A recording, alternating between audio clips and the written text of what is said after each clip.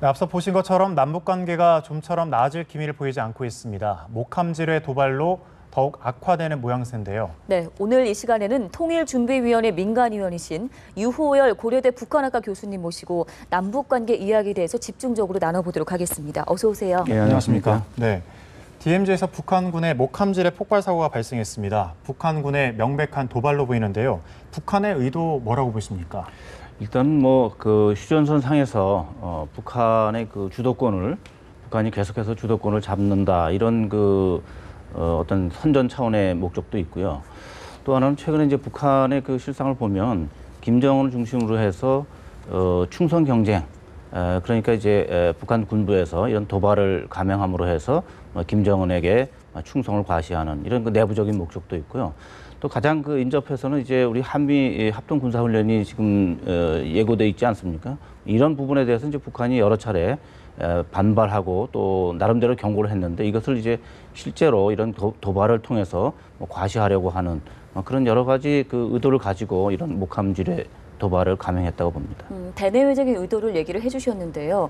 가뜩이나 꽉 막혀있는 지금 이런 남북관계 경색에서 지뢰까지 터졌으니 한동안 좀 대화 국면을 재개되기가 어려울 것이라는 관측이 나옵니다. 북한 역시 당분간은 좀 남북 대화에 응하지 않을 것이라는 생각으로 이런 일을 한 걸까요? 그렇습니다. 실제로 한미 합동군사훈련도 예견돼 있지만은 북한 입장에서는 지금 남북 대화를 통해서 얻는 실익보다는 일단 이런 그 긴장을 유지함으로 해서 중국이라든지 또 미국에 대해서 자기들의 그 존재를 과시하고 또 이걸 통해서 한반도를 계속해서 자기들이 주도하에 이끌어가려고 하는 그런 목적 때문에 네. 이런 걸 각오하고 이런 그 도발을 이 시점에 하고 있다 이렇게 봅니다. 네. 네, 아직까지 북한에서 특별한 움직임은 없는 것 같습니다. 하지만 우리 군이 심리전을 벌이고 추가 보복 조치를 하면 제2의 도발이 일어날 수 있다는 관측도 있습니다. 실제 이 추가 도발의 가능성도 있다고 보십니까?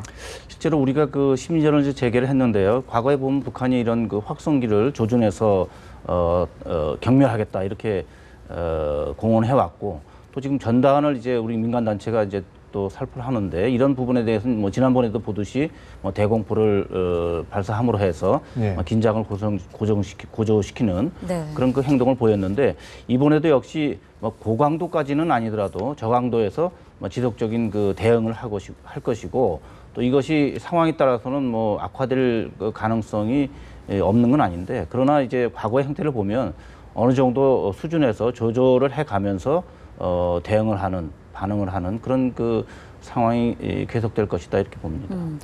그나마 좀 개선의 계기가 될 수 있을 것이라 생각했던 이희호 여사의 방북마저 어떠한 특별한 성과를 내지 못했다는 얘기가 나오는데 이 점을 두고 일각에서 우리 정부가 이희호 여사의 방북을 좀 어떤 제대로 활용을 하지 못했다라는 비판의 목소리도 있는 것 같습니다. 이 부분에 대해서는 어떤 생각이신지요? 저는 우리 정부가 이희호 여사의 방북이 물론 이제 민간 차원의 방북이고요. 그러나 네. 이제 이희호 여사께서 방북하신다고 했을 때 이미 그 우리 대통령께서도 그러한 방북을 지지하고 또 거기에 대해서 도움을 줄 수 있는 부분에 대해서 편의를 봐고 또 5월 1일 날은 이제 민간 차원의 교류 협력까지 네. 그 이호 여사 방북 직전에 우리 통일부 장관이 직접 이제 이호 여사를 방문한 것을 보면 거기에서 민간 자격으로 간다, 우리 정부의 메시지 없다 하는 그런 부분은 오히려 우리가 이호 여사 방북에 우리 메시지를 실어서 보내드린다면 오히려 이호 여사의 방북 자체의 그 목적이 훼손되는 거기 때문에 우리 정부가 이호 여사의 방북을 제대로 활용하지 못했다. 그것은 적절한 그런 그 비판이 아니라고 봅니다.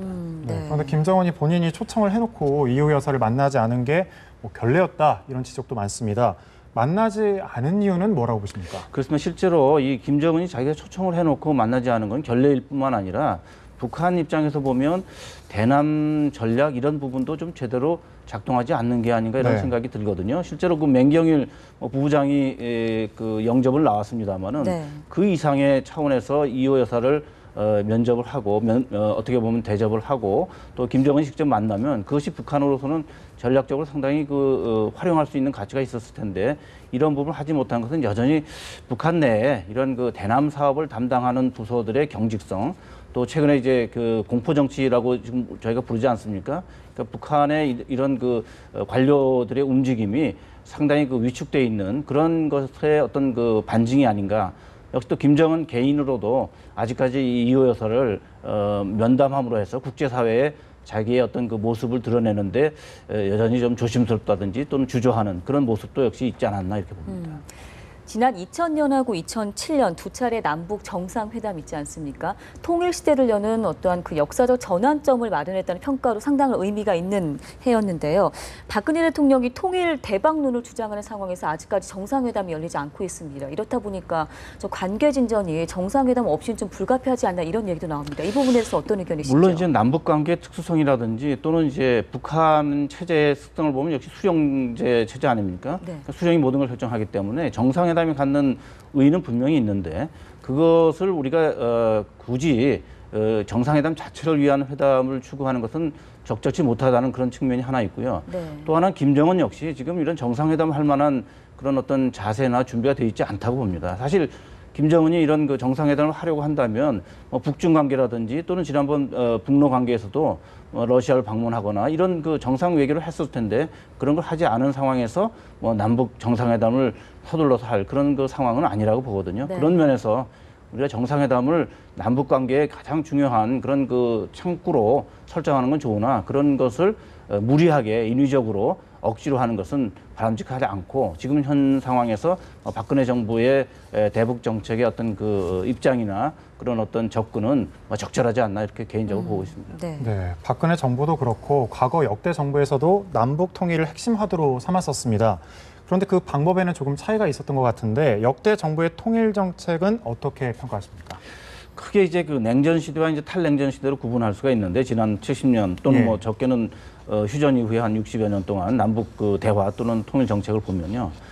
냉전 시대는 역시 그 체제 경쟁이 뭐 주된 그런 통일 정책의 어떤 그 기조라고 할까 원칙이었다 할 수 있고요. 예. 또 탈냉전 시대에는 이제 대화를 통해서 교류 협력을 통한 이제 남북 관계 개선 또 남북 관계 개선을 통한 통일 어떤 접근. 그래서 우리가 89년에 민족 공동체 통일 방안이라고 하는 우리 그 통일 방안을 체계화했는데요. 거기에 따라서 이제 역대 정부가 뭐 다소 입장이라든지 또는 전략상 차이가 있지만은 기본적으로는 교류 협력을 통해서 공동체를 구성하고 또 그런 어떤 공동체의 신뢰를 통한 또는 공동체의 어떤 경험을 통한 연합 단계로 이렇게 통일하는 그런 그 큰 구상에는 큰 차이가 없고 그래서 평화적인 방식 또는 대화를 통한 교류 협력을 통한 이런 그 통일 정책을 추진해 왔다 이렇게 봅니다.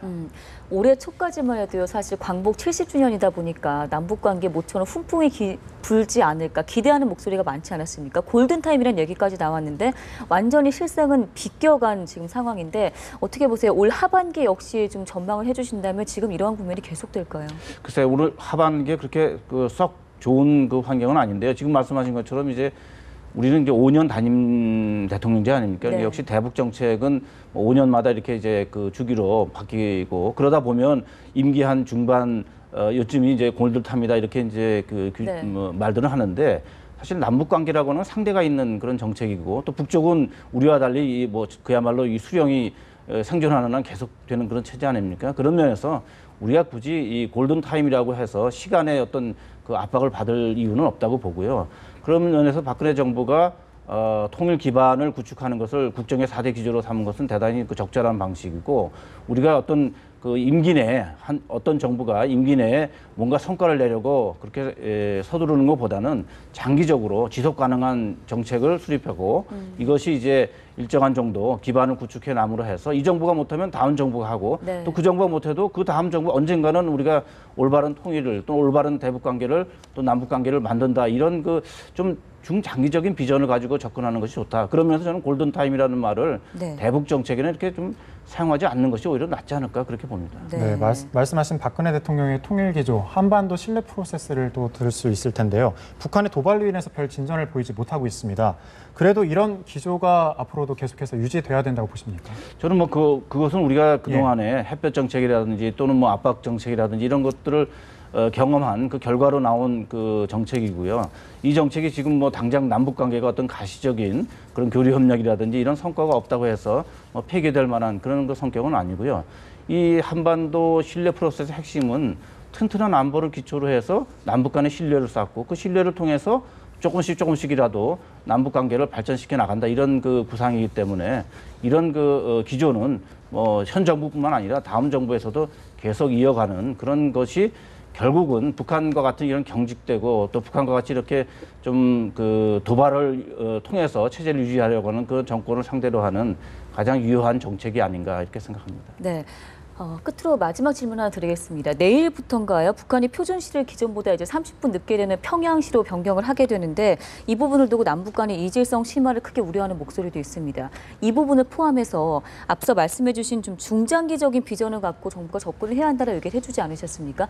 구체적인 답변을 좀 부탁드리겠습니다. 실제로 이 표준시를 북한이 인위적으로 지금 바꾼 거 아닙니까? 30분 단위로 하는 것은 사실 국제 관례에도 어긋나고 또 특히 이제 남북 간에 시차를 준다는 것은 이 동질성을 회복해도 모자라는데 어떻게 보면 이질성을 네. 더 심화시키는 대단히 그 부적절한 그런 그 처사라고 보고요. 앞으로 우리가 남북 관계에 있어서는 역시 가장 중요한 게 한반도의 평화를 유지하는 부분 그리고 상대방에 대한 일종의 그 이해를 높여서 신뢰를 구축하는 조금씩이라도 우리가 인도적 차원이든 그것이 민생이 됐든 이런 부분에 있어서 좀 성과를 내기 위한 꾸준한 노력 그렇게 하기 위해서는 우리 내부가 이런 그 정책의 어떤 취지를 살려갈 수 있을 정도로 이 공감대를 만들어가는 초당적인 협력 오늘 국회에서도 마침 그 대북 이 그 지뢰에 대한 규탄 결의하듯이 이런 그 초당적인 그런 협조를 이끌어가는 것 그것이 저는 중장기적으로 우리가 통일을 이룰 수 있는 그런 그 첩경이라고 봅니다. 네, 교수님 알겠습니다. 오늘 말씀 여기까지 듣겠습니다. 고맙습니다. 네, 감사합니다. 지금까지 유호엘 고려대 북한학과 교수님과 이야기 나눠봤습니다.